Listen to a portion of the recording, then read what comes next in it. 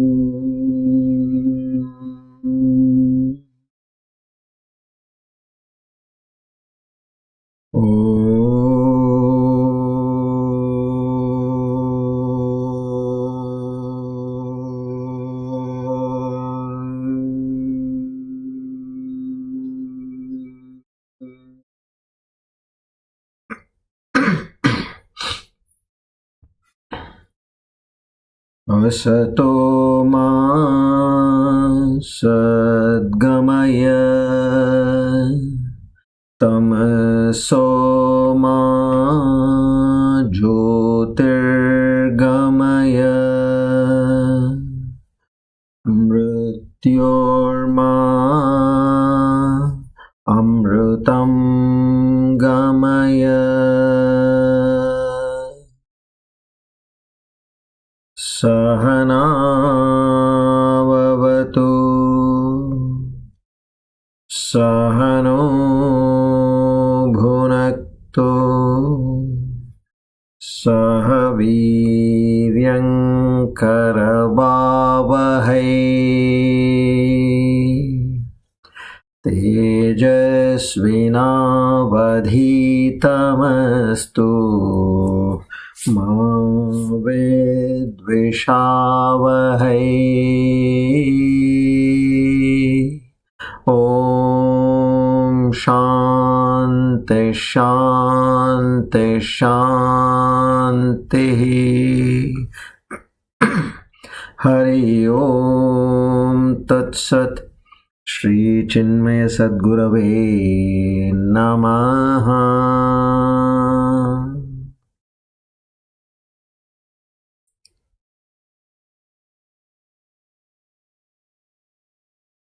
Together, we offer our humble salutations to the Divine Almighty, who also has the divine names Gahanaha, Guhaha. To such a divine Lord, we offer our humble salutations with Shraddha, Bhakti, Jnana, Vairagya, Prapatti, and Mumukshutva. O Lord, we seek your mercy, your grace, your blessings, your love, your forgiveness, your strength, your compassion, only and only to understand thy true self in the very cave of our hearts. We beseech in you to grant us the divine qualities of Shraddha, Bhakti, Jnana, Vairagya, Prapatti, Mumukshutva in a much enhanced manner, so that we have the Swa Anubhava, Aparoksha Anubhuti to realize thy true self. Our humble salutations to the Guru Parampara. Om Tat Sat.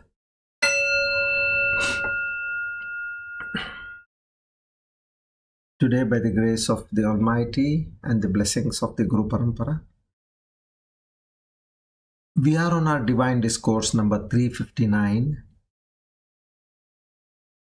on the 15th of December 2023, Shobana Kritnama Samvatsara, Dakshinayana, ಹೇಮಂತ ಋತು ಮಾರ್ಗಶಿರ ಮಾಸ ಶುಕ್ಲ ಪಕ್ಷ ಭಾರ್ಗವ ವಾಸರೆ ತೃತೀಯಾತಿಥೌ ಉತ್ತರಾಷಾಢ ನಕ್ಷತ್ರ ವೃದ್ಧಿ ಯೋಗೆ ತೈತುಲಕರಣೆ. On this auspicious day of Friday and the auspicious time of the evening, we all take a firm resolve that whatever comes to us in our life, every situation, every circumstance, every incident, every happening, be it through a person, object, or a place, we completely accept it with prasada buddhi, knowing very well that, O Lord, you have sent these situations to create the right amount of dispassion, vairagya in me, so that I come closer to you. I fully trust and understand your moves without an iota of doubt, without judging any possible situation. I completely surrender and accept everything with a smile. I beseech in you to keep monitoring my sadhana. Give me more and more enthusiasm to grow up on the spiritual path. And at the end of our lives, reach thy holy feet. Om. That's it.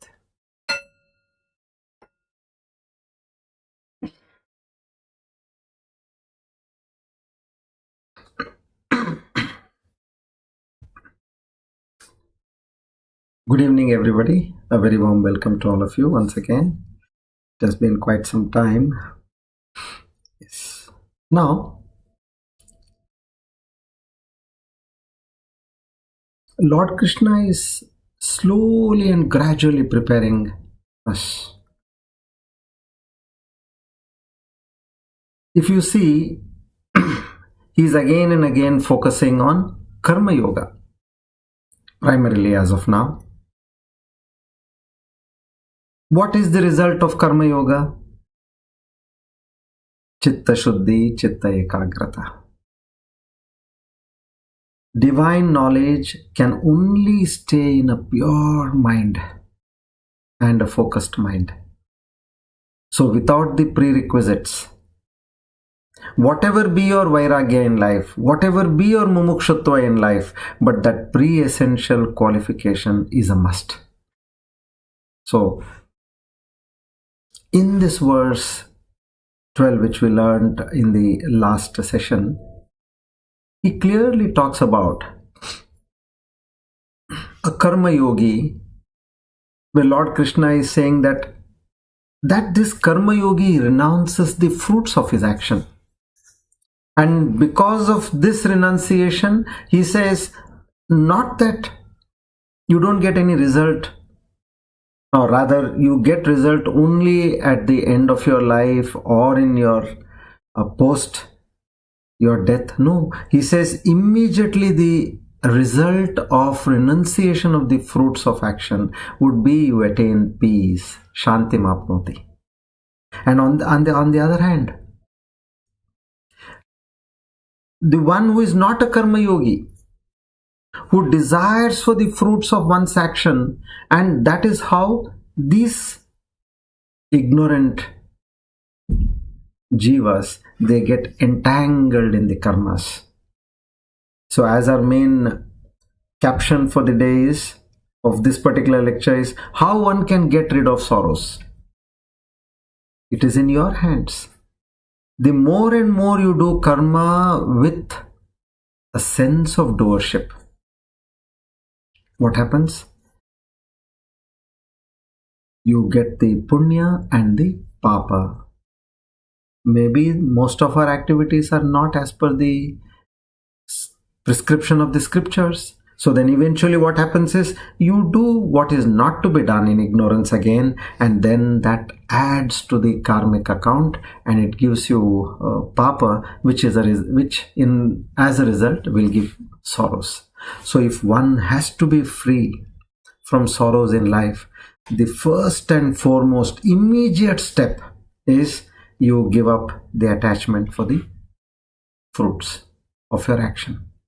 Now we saw last time in detail what is that, what if you just assume and if you pray for something to happen in your life, is it happening? No. See the ratio. Out of 10 things you have asked for, how many things have materialized in your life? Let's use that common sense. If 1 or 2 things are happening, why do you take credit that because I aspired for that it happened? No. Your karma had to give you, it has given you. Or your hard work had to give you, it has given you. Not by your wanting. But as a result of getting that 1 or 2 which you ought to get, you are getting bound by all the 10 actions. And God save you. If you are doing good things, you are safe. But if you are not doing the right things, then you get more and more entangled. So this jiva who is working with the anticipation of result, your mind is constantly under stress. What is stress? If you analyze what you have expected and what happens, the gap between your expectation and what actually happens, that creates stress. If the gap is more is the stress. The less is the gap, the less is the stress. But eventually you are a victim of that stress. So if we carefully look at this, there is a small difference between the two segments of these. Ignorant and the jnanis. One who has got knowledge, the other one who has got ignorance. What is that? Both are doing action. Both are doing karma, deeds, and eventually they are getting results. But one who has got the knowledge, he has nothing to do with the results. No, I'm not doing for the sake of results. And the other has absolutely everything to do with the results. Now, if you see, although the consequences of this small difference in the understanding of doing karma, one is expecting results, the other is not expecting results, but the consequences is huge and massive. So applying the principles of smartness,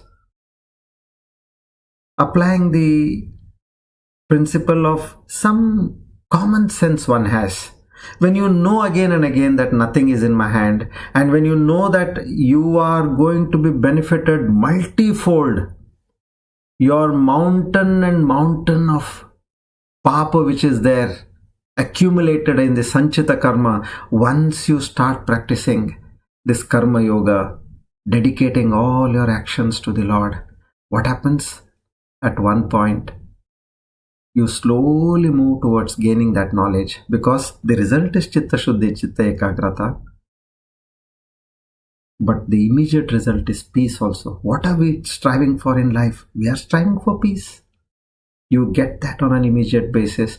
And in the medium and long term effect, you have the jnana prapti. Once you get that jnana, your entire sanchita karma is burnt off. This is one of the best deals what one can look for in life. Why do we look at, oh, there is some 20% discount sale is happening, rush over there. Up to 50% discount is happening. We think we went there and you tell everybody, you know, I got this at so and so price. Why are you showing your smartness over there? Show your smartness in not expecting any result for what you do. Focus on the process. We discussed about this.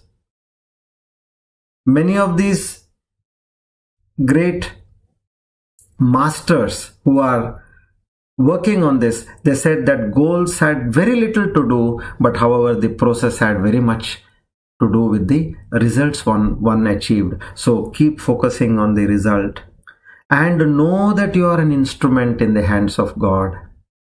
Bring all that knowledge. So much of involuntary actions are happening in your body. For that few voluntary action, you are getting stuck. So now Lord Krishna takes this message forward and is again taking us to this next level. The difference is very marginal, but if you see, actually speaking, from the point of view of the spiritual knowledge, it is huge.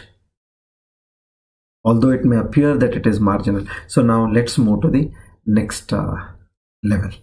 So we'll read the 13th verse and see what the 13th verse has got to offer us.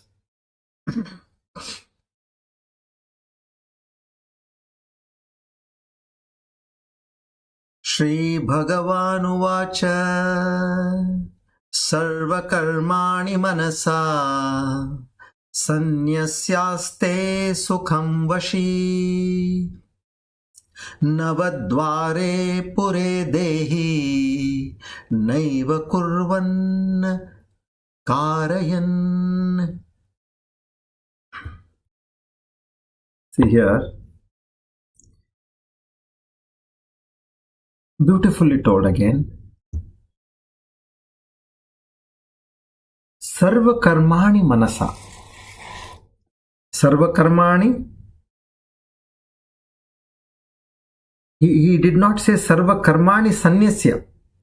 He says manasa sanyasya. Sarva karmani manasa sanyasya. Meaning sarva karmani manasa sanyasya aste sukham vashi. It is not about doing any action, karma with the body. He says, let the body keep doing what the body has to do. Like as the heart has to beat, the food has to get digested, it has to get excreted, the blood circulation has to happen. There are so many functions. So let the body keep doing. But although one is doing actions, karma, mentally, what happens is immediately by ignorance you get that feeling, that feeling of I. Now here he says, replace that feeling. I am not the doer. How you are not the doer, that is explained in the second line of this verse. Let's go to that later. But now, don't let that doing actions bind you.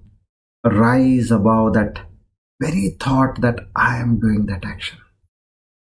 That is very important over here. Means the moment you say that I am the doer, I want this, I am going to achieve this, then what happens is you are getting bound. If you observe carefully, everything is being controlled by a super force which is in operation. It is only by ignorance we are saying, I am the doer, I am the karta, I am the bhokta, I am the jnata. Sanyasasya asti sukham vashi. Once a person gives up this feeling that I am not the doer, he becomes a mere witness of his own self. As you are looking at others who are doing so many things, in the same way he detaches from his body, mind. He knows that this body, mind, everything is being controlled by some supernatural power. So this person, when he starts observing himself, immediately he starts experiencing, he attains bliss staying in the thought of that Supreme. Sarva karmani manasa sanyasya, giving up that kartrutva, bhoktrutva. So now let's understand this with much more clarity. Now how can I relate to when you say I am doing? Now let's see, we'll take a small example and analyze. Say for example, you're baking some cookies.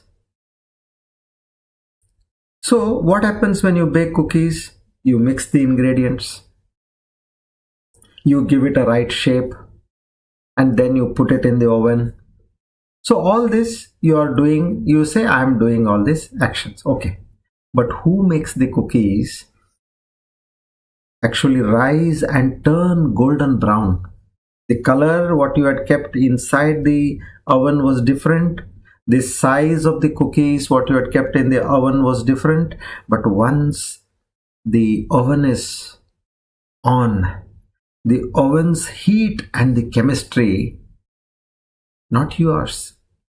It is the oven's heat and chemistry which gave it the right size and the right baking. So in this way, you are not the karta, you are not the ultimate doer. You are a part of that process like an instrument. So similarly in life, many things happen due to various factors which are beyond our control. There is nature, there is a circumstance, there are other people involved. Understanding this can help us realize that you are not always the sole doer of anything and everything that occurs in your life. So let's take another example and see how this works. I am not the bhokta, meaning I am not the enjoyer or sufferer. That is what Lord Krishna is saying here, right? I am neither the karta nor the bhokta. When you say bhokta, the one who receives joys and sorrows in life. Now, how do I understand this? We understood here karta, yes. After having done something, we say, no, oh, see, these are cookies. I made these cookies. I sat and ensured that I'm able to get the right taste out of these cookies. Now, again and again, you're boasting in front of everybody as a karta. Now, as a bhokta, I want to understand very clearly that I am not the enjoyer nor the sufferer. To understand this, think of life as a movie theater. You have a movie theater and life is like a movie theater. You're sitting in the audience. And the movie on the screen which is being played, imagine that it is your life. Sometimes the scenes are joyful, sometimes they are sorrowful, sometimes they are horrifying, they are sad, challenging, they make you suffer. Now consider this. You are not the director of the movie. You are neither the actors on the screen. What are you? You are you're just an observer in the audience. You have no control over the script also, nor the plot, nor the actions of the characters. In this way, when you consider yourself, you are not the bhokta or the one who enjoys or suffers in your life. You're simply witnessing the experiences of life as they unfold. So now this perspective, it helps us to detach from that extreme attachment to the outcomes of our life. We understand that understanding that both joy and suffering are a part of the movie of what? Your life. But not necessarily you being identified as the enjoyer or the sufferer. Just like you are not the karta of the involuntary action in your body, in the same way, the consequences of the action which happen in one's daily life, you have to understand that you are neither a karta nor a bhokta. So, sarva karmani manasa sanyasya aste sukham vashi. Arjuna, it is not about not doing any actions or karma with the body. Let the body keep doing what a body or a person does. But although one is doing actions or that karma, mentally have the feeling that I am not the doer. Very important. Mentally have that feeling I am not the doer. How?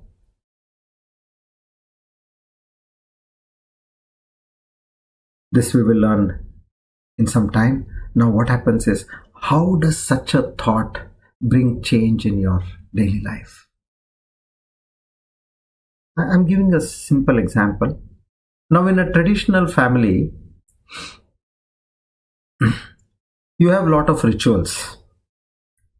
You have a proper puja room, and then obviously you have a kitchen, which is there in any house, kitchen, and your dining and your living and your bedrooms, all that you have. Now you have food, so obviously there are utensils and then the plates you eat. Once you have cooked a meal, you have had your meal, then all the utensils and the plates, what do? You give it to the maids to clean them. But at the same time, you have performed puja. You have performed rituals in your puja room. Now, do you give that to your maids? You wash yourself, isn't it? Why? Because you feel that this belongs to that Almighty. These are all the stuff which belongs to God. And you say, I am going to wash it. When you are washing it, you don't feel it as a burden. You do it lovingly. He says, you gain some bhakti, a feeling of love towards the Lord when you are cleaning the necessary utensils in the puja room, and sometimes you're washing the idols of the puja room. You don't put it in the basin for the servants to wash. You are doing it. You do the alankar, you're doing the abhishek. So same way, all our work which we do. Now I am talking. This is an action. I am in action. You are listening. You are in action. Now you should just visualize that this body and mind is an instrument. You are the observer of this body and mind which is listening. And this action of mind which is listening, I am not the listener. I dedicate it to the Lord. He has given me the mind to come and sit here. He has given me the willingness and the willpower to adjust all other work and ensure that I am here to listen to the divine words of the Lord. And I am not the doer. This body and mind is listening, and you become a witness. When you start doing on these lines, the other advantage is you will not even feel tired also. And you will not even feel greedy. Manasa sanyasa. So one has to develop that perception, that approach, that discernment in life. That angle you have to develop. And the more and more you think on these lines before doing any action. Now, how do I divide my actions? Take for important actions. You wake up. That's one very important action which started at the threshold of the day. Then you say, now, after I wake up, the morning chores, what I do, you say, I am not the doer. Start from there. And then as you sit and meditate, I am not the doer. Then let's say you do your yoga, I am not the doer. Important aspects. Then after your yoga, you are having your bath. There again say, I am not the doer. Now after that bath sequence, you are having your breakfast. I am not the doer. Then you go for your work. I am not the doer. So this way, lunch, I am not the doer. So if you bifurcate on these lines, you may get about 12 to 15 in a day. And there are some important occasions, you add those. So that angle has to develop. So he says to such a person, Sarva karmani manasa sanyasya aste sukham vashi. So one who has shut down that weight which he has been carrying in his mind, he feels so light and he roams around freely. Because what he has done now? He has said, I am not the doer. Otherwise, these mental worries, they bog you down so much. They keep continuously hammering you. So now, say for example, you have taken a home loan or a car loan or education loan, whatever it is, you have taken a loan. Now your EMI is due. You had calculated that, okay, I'm having so and so salary and this is the home loan, and I'm able to reasonably serve it with the amount I get as salary, which could be about some 30% of your salary. For some reason, you lost your job. Now, not that you lose your job here and you're going to next day get a job somewhere else. So you're searching for a job. The subsequent month EMI not paid. Another month EMI not paid. Third month passed by. EMIs are not being paid. Now there is more and more pressure from your banks, your creditors. Initially it was they banging you over the phone. Now they start coming home and they start shouting at you. Now, while it is reaching that peak and you are not able to tolerate yourself, luckily you get a very good job again. Now, the moment you get your job, you feel so lighthearted. Now, where was this weight? The weight was on your head, in your head, not on your shoulders or your body. It is just that these things, they bother you. So, change that attitude. I am not the doer. So when, with this attitude, saying that naham karta, karmani manasa sanyasa, what happens? You slowly start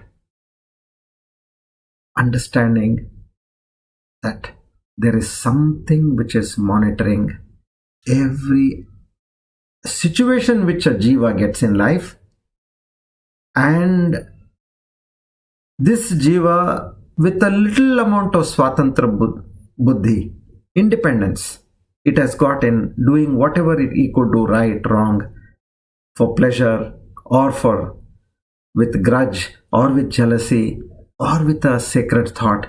Now this jiva is exercising that action. So one has to imagine a person as a puppet in the hands of a puppeteer. So then what happens is, you are completely detached. You know that now in the second line, what is saying, Lord gives us the understanding of you are not the doer. How do I understand? Nava dware pure dehi naiva kurvanna karayan. Nava dware pure dehi naiva kurvanna karayan. He says this body is a 9-gated city with 2 eyes, 2 nostrils, 2 ears, 1 mouth, and your genital and your anus. So now these are the 9 gates which this body has got. He says, you are the person living in this body. You are not the body. This is very clear. Somebody is staying in a gated community, let's say. He doesn't become the gated community. He is the person staying in that gated community. So he says, all activities are done by this body, mind and senses, which we do out of ignorance. What we do is, what do we say? We say, I am the doer. I am doing it. What is doing all these actions? The body is doing. The body, if is hungry, it eats. The mind is greedy, it goes and fetches. The senses are attracted to the objects of senses and they run behind the objects of senses. And it makes the mind agree, and the mind tells the organs of action, somehow I must get this. So how is it happening? Out of sheer ignorance. So this I am doing. Now the person, take another example. Let's say now you're saying I am the doer, right?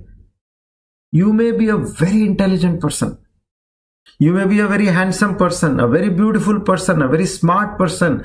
Now, the moment any person is dead, immediately they'll say, pack up. They'll start calling you body. Body kab utha rahe? Body kahan hai? So, immediately see now what happened. By this fact, you understand that the value is not for the person in terms of that body or mind or senses. There is that prana which was there in that jiva. That prana shakti. No sooner it leaves this body, He is no more a person. He is immediately called as the body. See, such a vital difference for us to understand, which we are seeing, but ignorance, Maya covers it up. So now, having the grace of the Lord, having understood that it is that Paramatma who is residing in this body, Nava dware pure dehi, you are not residing. It is the Lord who is residing, and the Lord who is conducting every action through this body, mind and senses. Now another example, instead of taking this body, take it as a car. You are sitting in the car and the car is going. Now you are not going. The car is going at a particular speed. But what do you say? I drove at this speed. I traveled at this speed. You were not traveling. The car was traveling and you were the person who was sitting in the car. So in this way, now one should understand that as the involuntary functions are happening, the same way the voluntary functions are also happening. And don't get entangled with this scenario where you come to a point and you feel that I am this person who is doing everything. So that is one thing which we need to get rid of. I'll tell a story for this, which will give you a clear understanding. In a small town, there was an old couple. Now, this old couple, children, they didn't have any children. So they're staying alone. They had a resident maid. Now what happened? This maid, who was in her teens, she eventually got married and she left the job. Now this couple were in search of another resident maid. This is somewhere in the 80s. So they were searching, and to their good luck, they got a girl who was very sober, very neat, sober, kind, compassionate, loving, caring, obedient. Now all the good qualities what one need to have, she had all those qualities. Now this couple was extremely happy. Said, my God, we thought it was a big shock for them because they are not able to do their daily chores in the right manner. They needed help at every stage, and when the whole burden of the house comes on them, imagine what their plight could be. So they were extremely happy. Now this girl, week after week, she literally won the hearts of this couple. Things are going well. One day a sadhu visited this couple's home, who was known to this couple since several years, more than a few decades, you can say.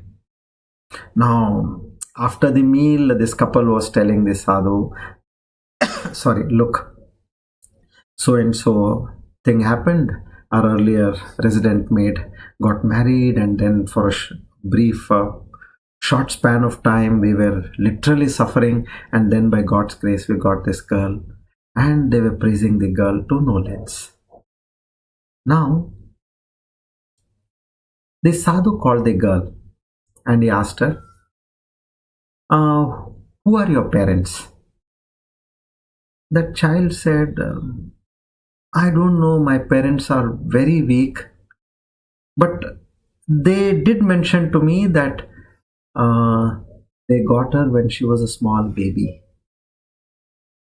Nothing much she knew. She knew that they are not their real parents, but they had found her somewhere. Now immediately he asked the couple about their children. Now the couple said, yes, we had a child who was 2 years old and we lost them in a pushkara. Pushkara are those massive melas which happen where you go and take a bath in a sacred river at a particular point of time. So they said, yes, Swamiji, we had a child or a girl child who was 2 years old and we lost her in that pushkara. Now that Swamiji says, that child whom you lost is this child. They got a shock of their life. They said, baby, you please take us to your parents, wherever they are. She said, no, they are very old, they cannot come here. So I said, come, we'll go there. And they contacted them and they found, yes, we got this child in the Pushkara. Now, see what happened here.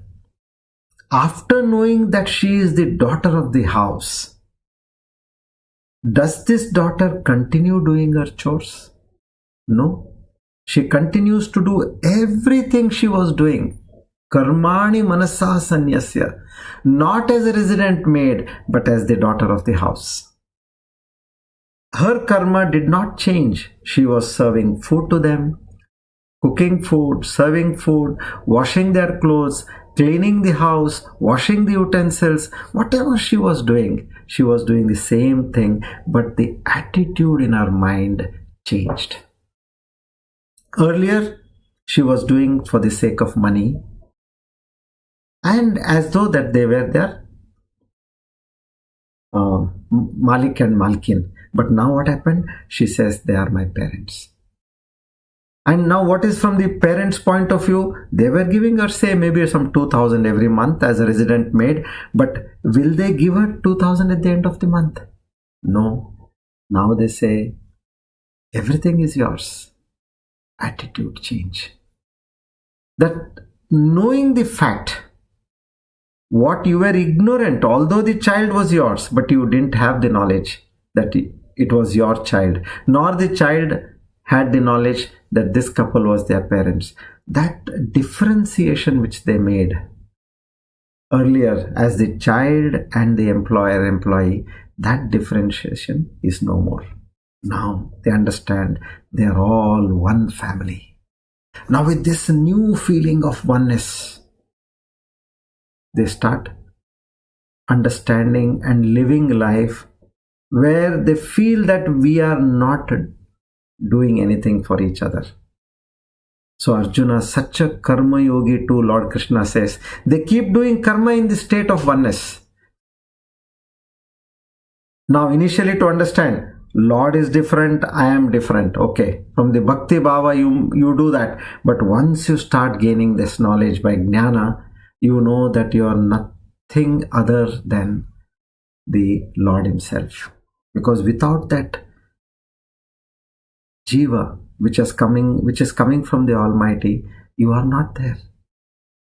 So this way he says that oneness which is created in you, he does not ask God to give him this or that. No, he knows that he is one with God. Everything, whatever is there, he accepts that I am not there. He starts dissolving himself. He understands that I am the person who is not the doer, but I am just a resident over here. Initially he is the resident, but now he has understood that God and God alone is the resident. Now another interesting factor. Nava dware pure dehi. Naiva kurvanna karayan. Now with such a thought in mind, he stays in the body of this 9 gates, giving up the feeling of aham bhava. Okay. Now puram, why they have used puram? They could have used pattanam, no? Or nagara, which means a city. So puram means that which has that puratan, we say, puratan meaning ancient. Or puram also means pratishta. That's why they call Anthapuram, Gopuram, Rajapuram. Why this puram is used? It has got that puratana, that, and also that pratishta. So here Navadware pure dehi. So he says this is a very ancient jiva. It takes different bodies. So it is not something which is new. For you outside it is appearing new, but by its own standards it is millions and millions of years old. So this is one of the concepts which we need to understand. So in this way the sadhak, he understands that he resides in this body. He uses this body as an instrument, just like we use a cell phone. Just like we use a watch, we use a car, we don't become that. We are using it. And with that knowledge, he is able to rise above the feeling that he is not this body, mind. And he gives up his kartrutva, bhoktrutva, the karma phala, and he gets rid of all the miseries in life. So now this concept is further explained in verse 14 by Lord Krishna. Let's take it up.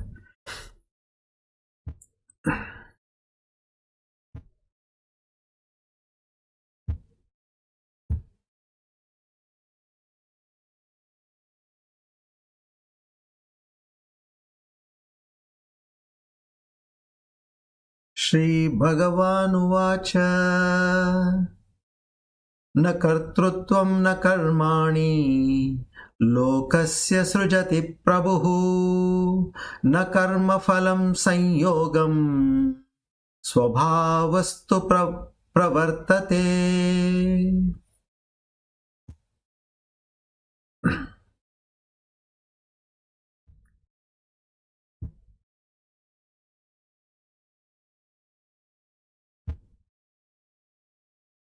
See here again. So, this kartrutva, bhoktrutva, aham bhava, all these happen to all humans in a very casual way because we are subject to ignorance. Now, one has to recognize these thoughts that rise in us. Time to time it comes. We have got this knowledge. Everybody, not that many get this knowledge, very few get this knowledge. And out of those few, furthermore, very few understand this knowledge. And once they understand this knowledge, they start practicing this knowledge and they rise above these thoughts. This is true sadhana. This is the crux again now. Now, how do I recognize these thoughts? This is again, I'm talking more of the practical front. I got the concept. I am a resident in this body and I am not this body. When you are staying in a house, you are not the house. You are staying in that house. You may be paying rent or it may be you must have purchased it, but you are not that house. Understand this. Now let's use analogies and stories to understand this. How to recognize these thoughts. So the first one I'll give you. So one way to overcome the feeling of kartrutva is what? Just contemplate the analogy of a puppet. A puppet is moved by the strings that are pulled by the puppeteer. Now the puppet itself has got no control over its movements, isn't it? If that puppeteer pulls his hand, then the hand of the puppet will move up. If he pulls the leg, the leg moves up. So in the same way, we are moved by the strings of karma. We really do not have any control over our own actions, but rather we are compelled to act in accordance with our past deeds. Now, many thoughts can rise in your mind. Allow them to be there. Every thought will get an answer. Because suddenly you may think, if I don't want to go somewhere, I may not go.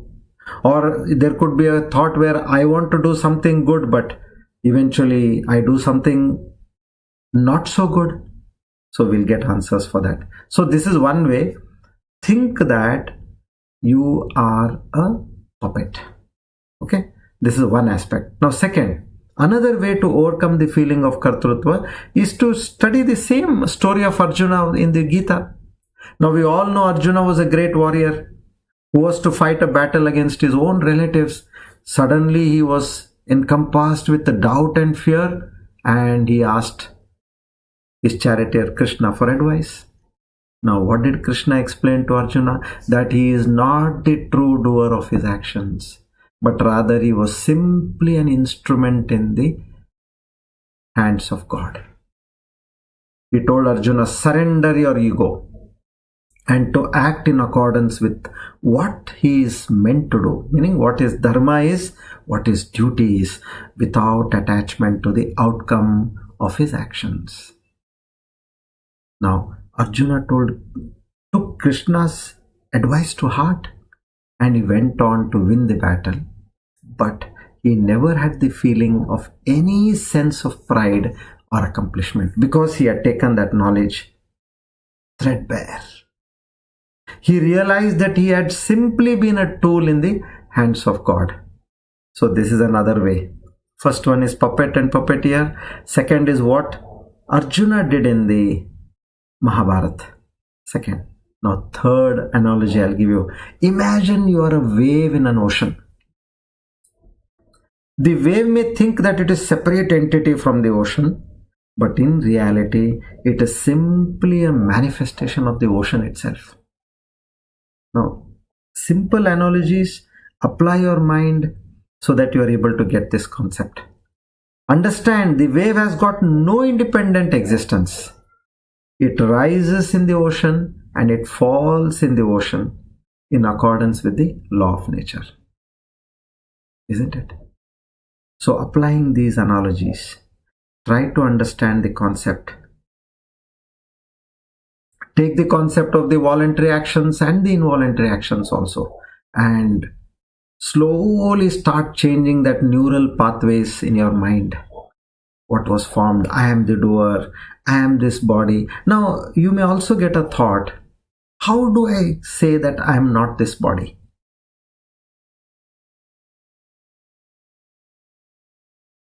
Look at, you have a child, you have your spouse, you have your parents. What is the amount of affinity you have for these immediate close people? Massive. But do you have the same affinity for a child who is in, let's say, in Somalia? Or in some remote desert? Do you have that? That is also a child. Your child is also a child. Do you have that same affinity for some old couple living in Timbuktu? Why? Here, by that constant thinking of that person, what has happened? You have developed that proximity. You have become one with that person. But no sooner you cut that. That is what we are doing now. We have developed that proximity with this body and mind for millions and millions of lives. Now we have to cut. How can you cut it? Take the example of a couple who is in love. Parents are not agreeing.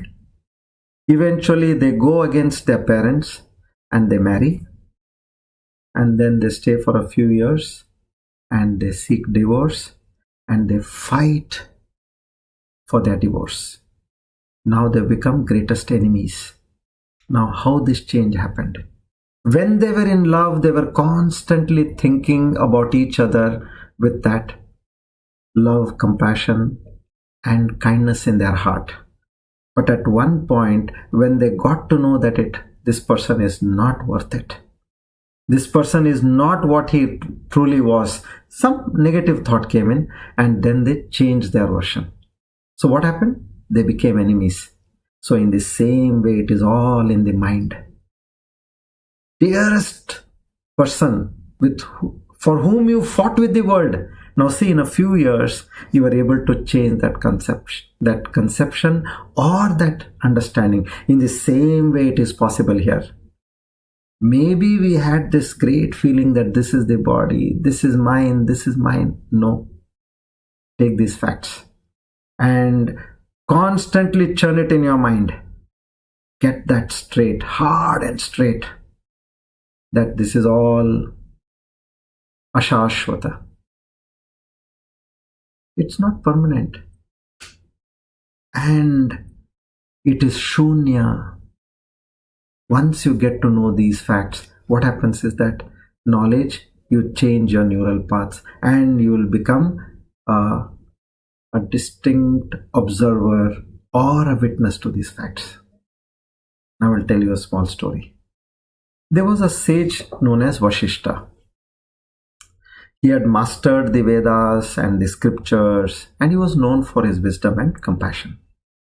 One day, a young man comes to Vashishta and asks him for advice.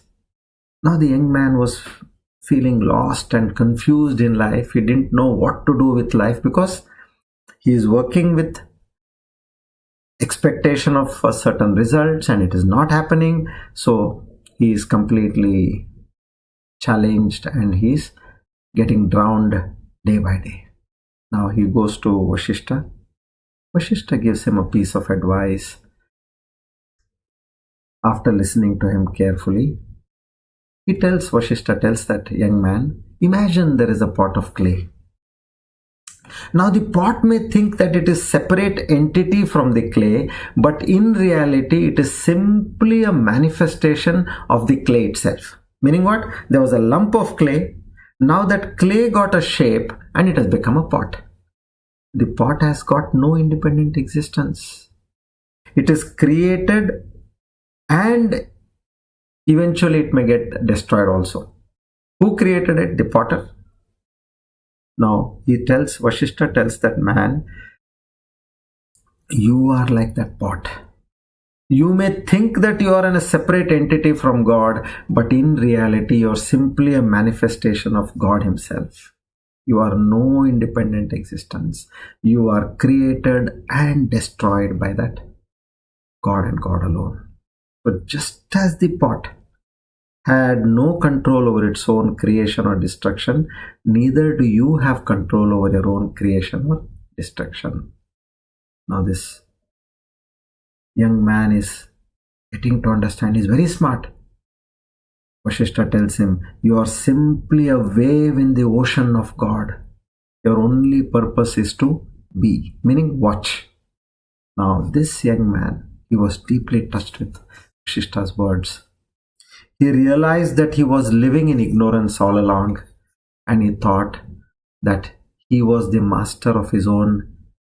Earlier he had thought he was the master of his own destiny, but in reality he was simply a puppet in the hands of God.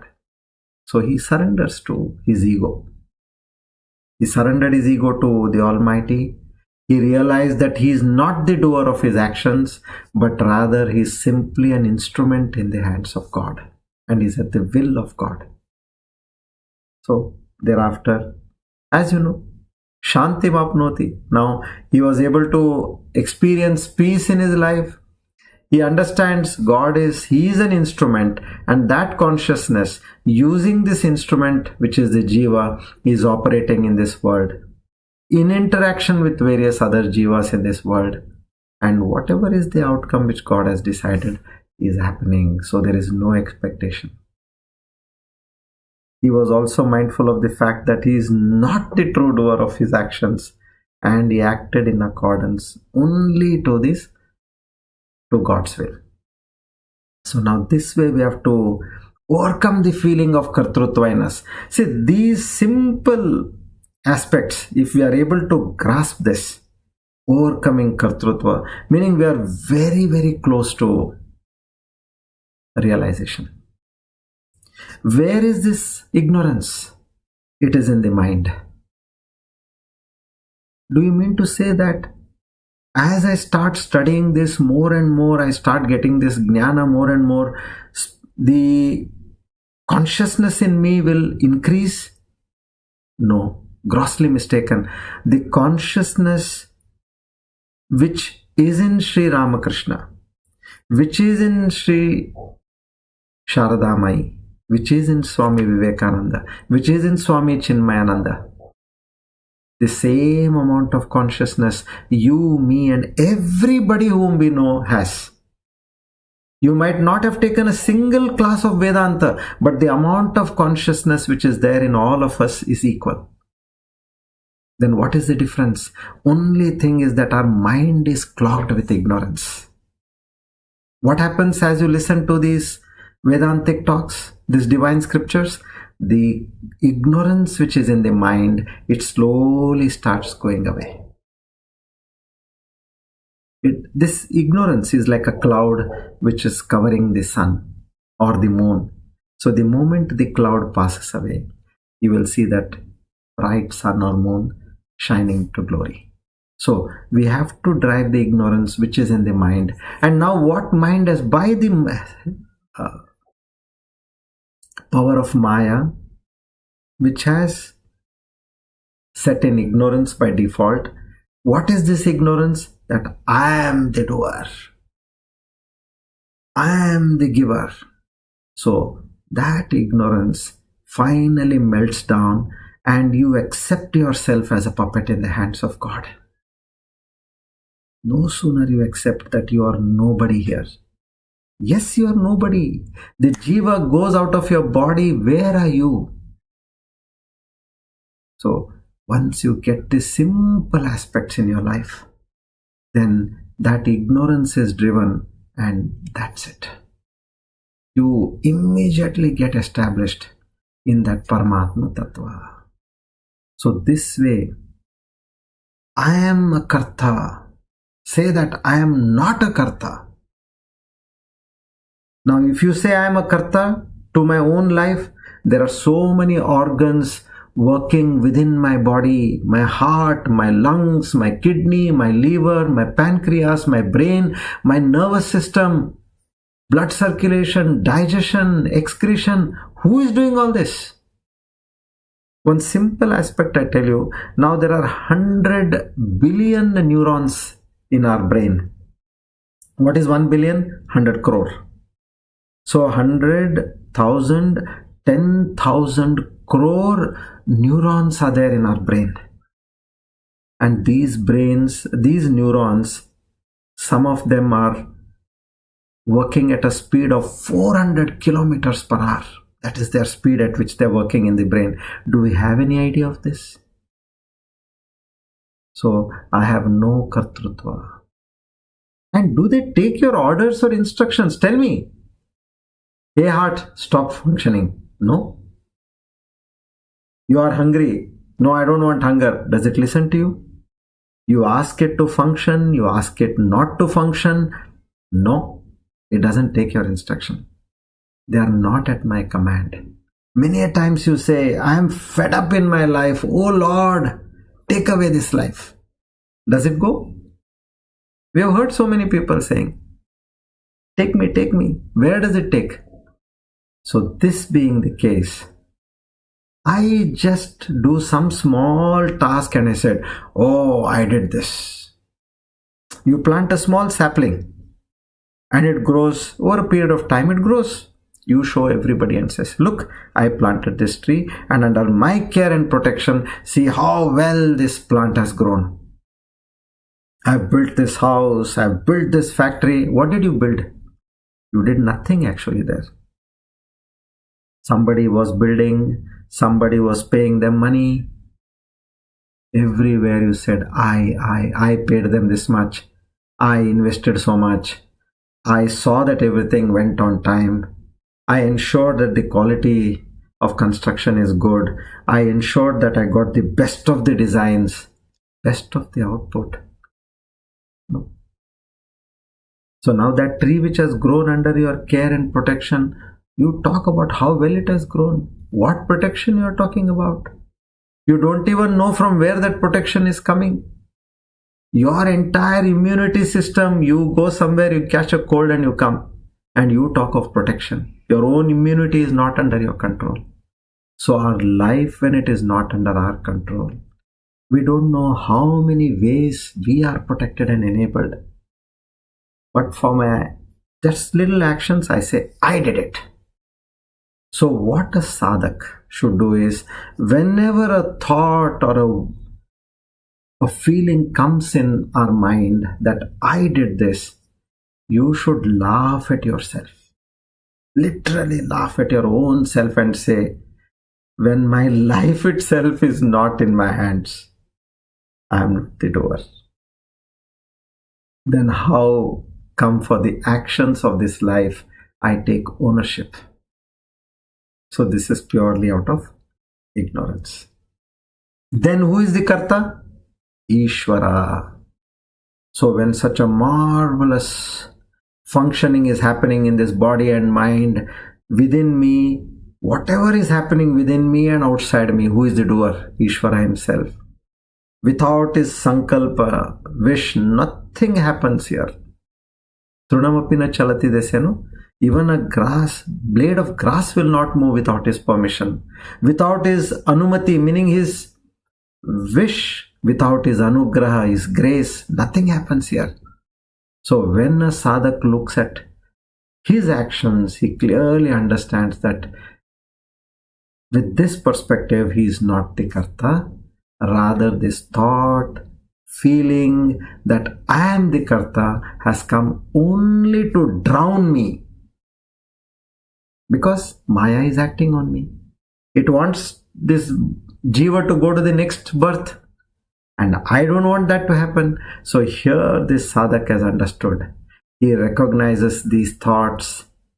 As now he become a sakshi. He is observing all the thoughts which are cropping up in the mind. He is laughing at those thoughts. Hey Muda, you fool. What are you thinking? You are not the doer of anything here. And staying in that knowledge, he grows up in life. Now a question may come to us. Can I get rid of kartrutva? Yes. How? We'll see that in the next class. Come.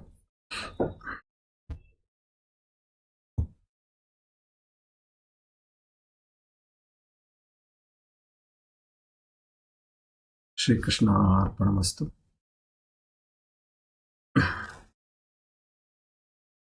Now let's take the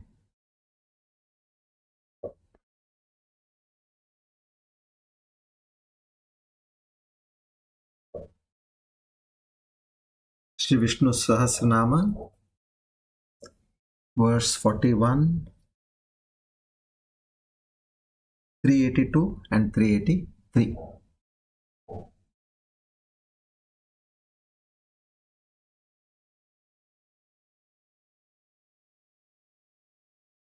Let's read the shloka. Udbhava kshobano deva Shri Garbha Parameshwaraha Karanam Karanam Karta Vikarta Gahano Guhaha. The last two divine names. 382 Gahanaha.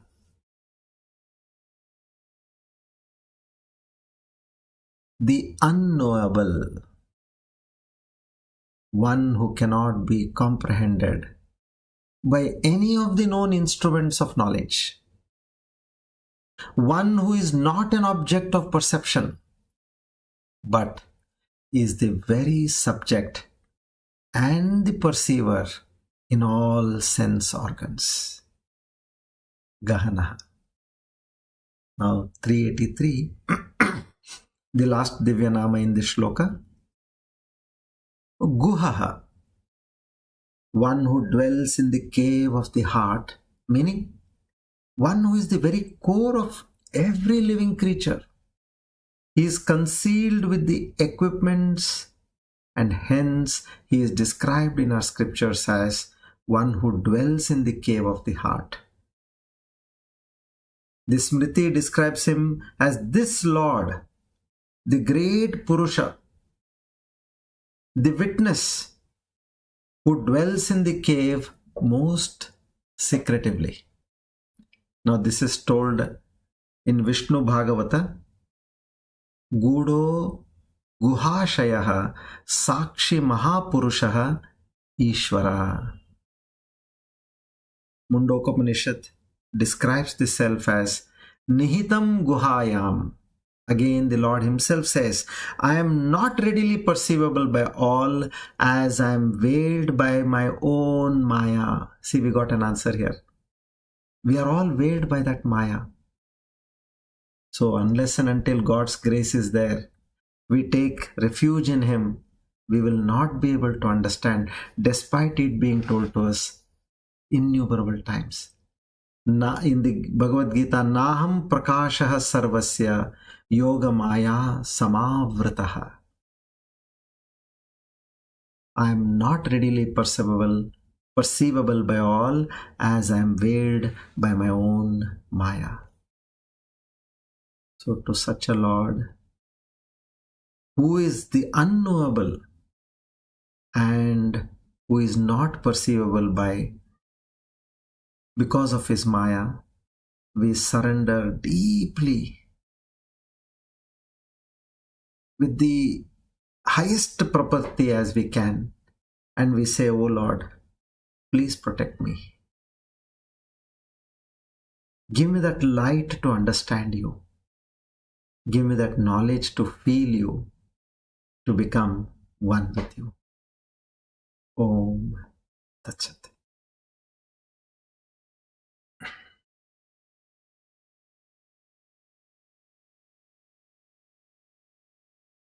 Now, let's chant the Dhanvantari mantra.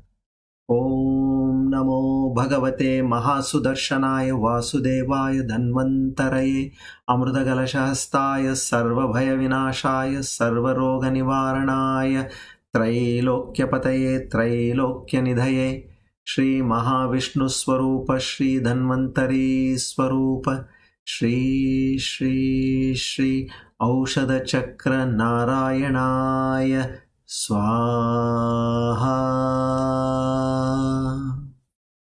Om Namo Bhagavate Mahasudarshanaya Vasudevaya Dhanvantaraye Amrutagalashastaya Sarvabhaya Vinashaya Sarvaroga Nivaranaya Trailokyapataye Trailokyanidhaye Shri Mahavishnu Swarupa Shri Dhanvantari Swarupa Shri Shri Shri Aushadha Chakra Narayanaya Swaha. Om Namo Bhagavate Mahasudarshanaya Vasudevaya Dhanvantaraye Amrutagalashastaya Sarvabhaya Vinashaya Sarvaroga Nivaranaya Trailokyapataye Trailokyanidhaye Shri Mahavishnu Swarupa Shri Dhanvantari Swarupa Shri Shri Shri Aushadha Chakra Narayanaya Swaha.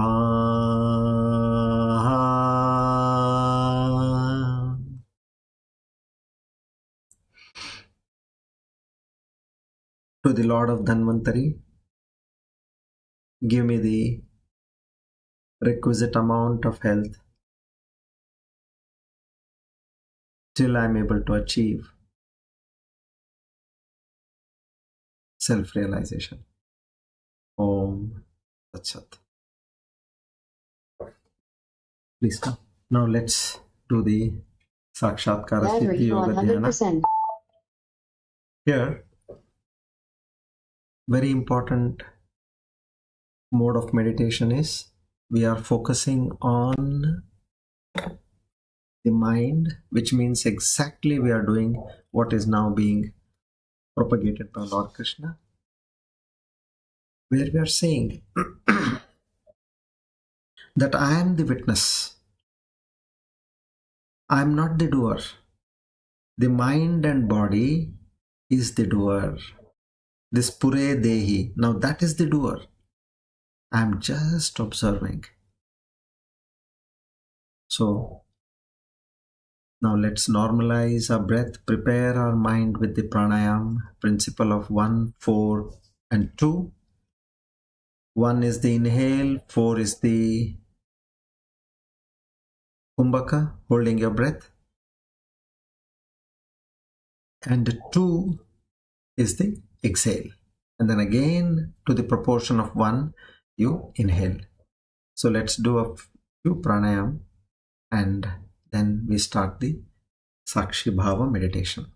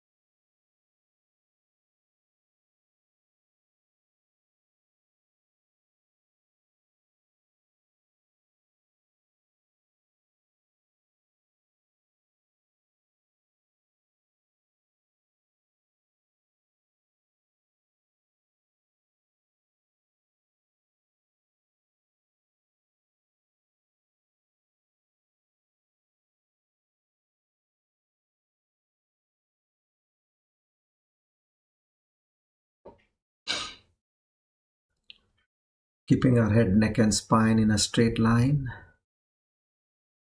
Our face completely relaxed.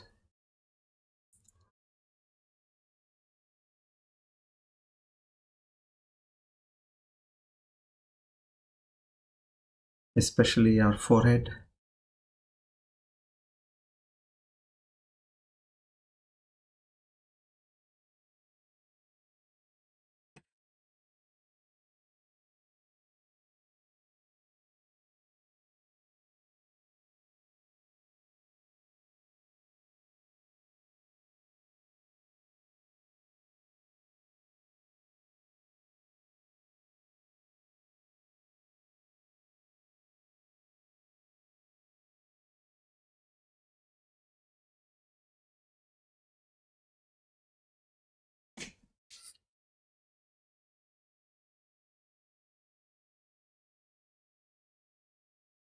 Observe your mind as a witness. Know that your mind, filled with ignorance, is your enemy.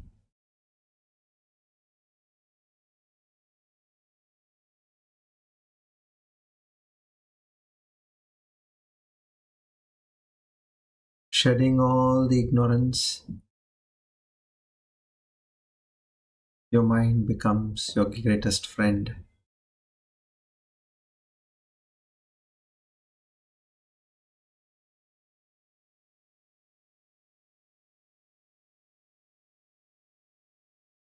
Now you completely understand that it is that God and God alone is operating through this body.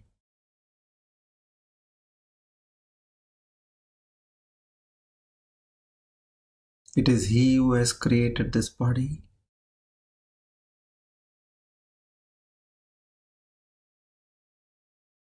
It is He who is sustaining this body.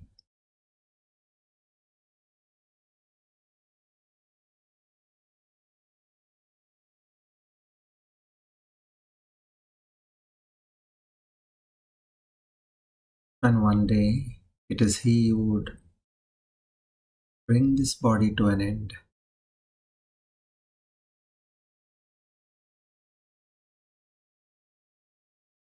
I have got nothing to do with this body and mind.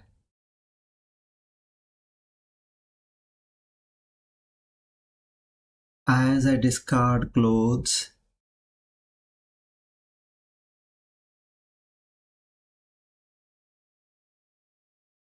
and wear new clothes,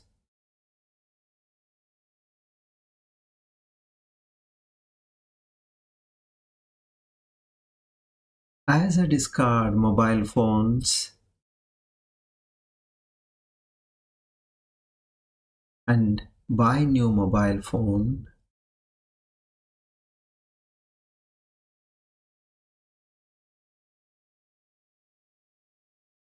I am this Paramatma Tattva,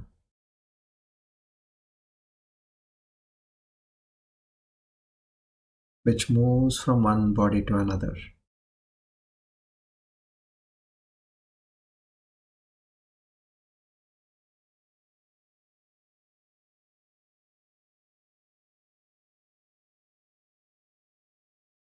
In ignorance, I move from one body to another.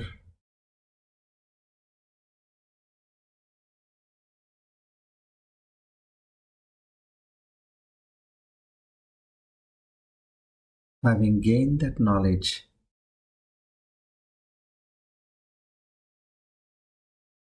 that supreme knowledge of the divine,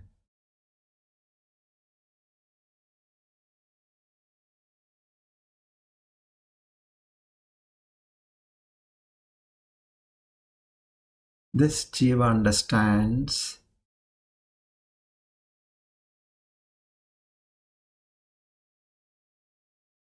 its true nature and goes back home to merge with the divine from where it started its journey.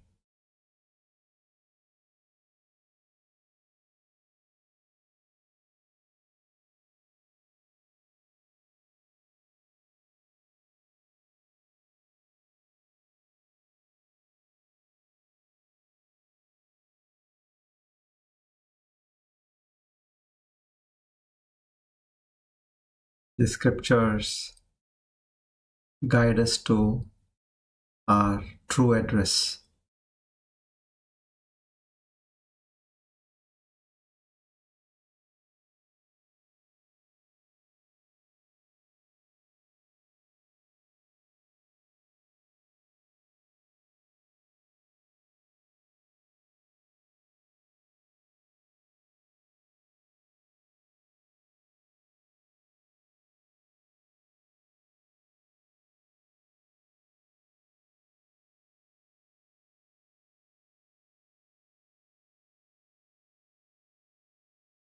This witness, observing this mind and body,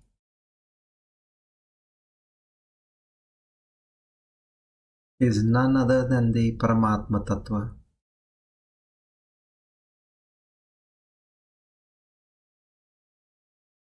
Residing in this city of 9 gates.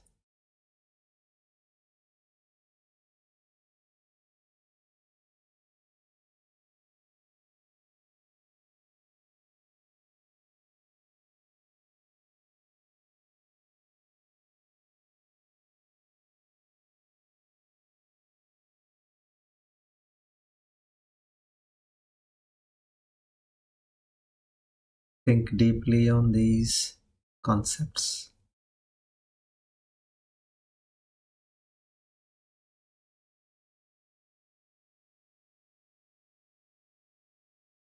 Change your neural paths.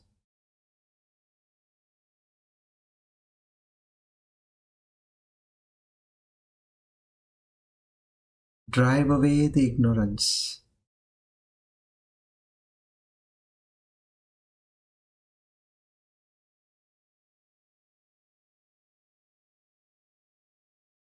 And experience the reality within your own self, which is already there.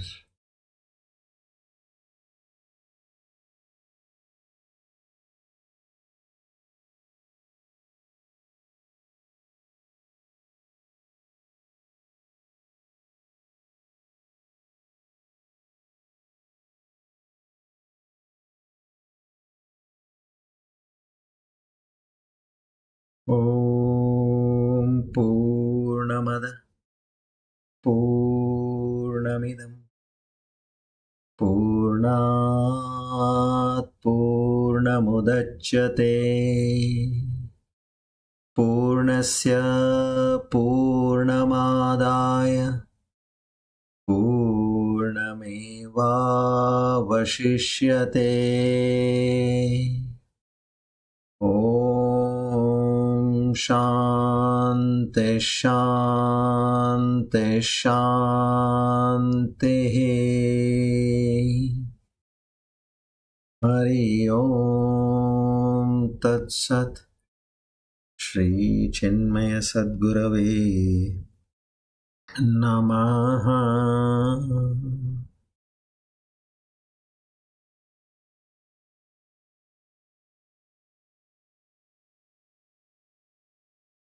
Rub your palm, place them on your eyes. Slowly and gently open your eyes. Naham karta, Hari Hari Preranaya, Hari Prityartham. Shri Krishna Arpanamastu. Idam Namama. Om Tat Sat.